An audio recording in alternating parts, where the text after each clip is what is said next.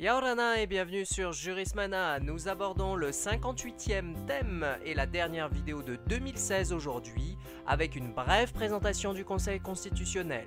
Nous aurons l'occasion d'examiner plus en détail les différents contrôles de constitutionnalité lors de prochaines vidéos.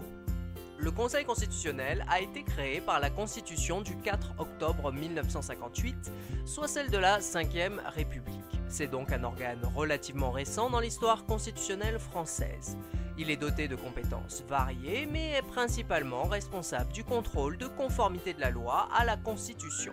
Le Conseil constitutionnel est composé de 9 membres nommés pour 9 ans, avec un renouvellement par tiers tous les 3 ans. Les membres sont désignés par le président de la République et le président du Sénat et de l'Assemblée nationale.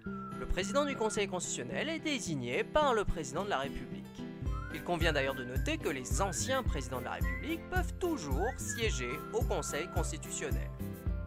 Le Conseil constitutionnel possède une compétence pour certains contentieux électoraux et le contentieux relatif au référendum. Il est principalement le juge de la constitutionnalité des lois et il exerce un contrôle a priori, soit avant la promulgation de la loi, et a posteriori, soit après la promulgation de la loi.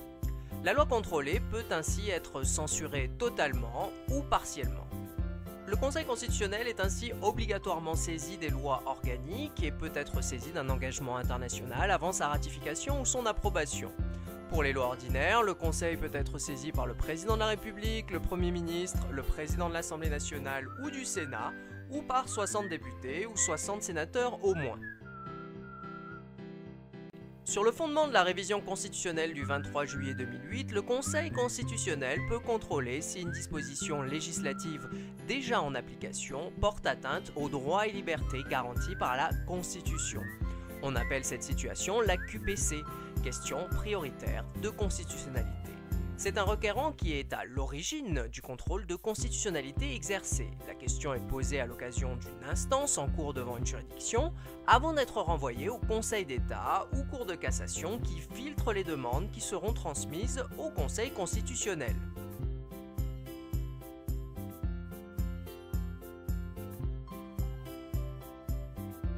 Ce ne sont pas les seules attributions du Conseil constitutionnel et il est notamment compétent en matière de déclassement, qu'il soit national ou outre-mer, ou encore pour la conformité des lois du pays de la Nouvelle-Calédonie.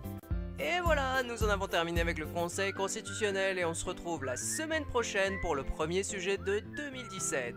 Je vous souhaite une superbe nouvelle année!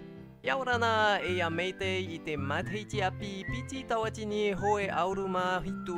Merci à tous et à très bientôt sur Jurismana. Parhayane!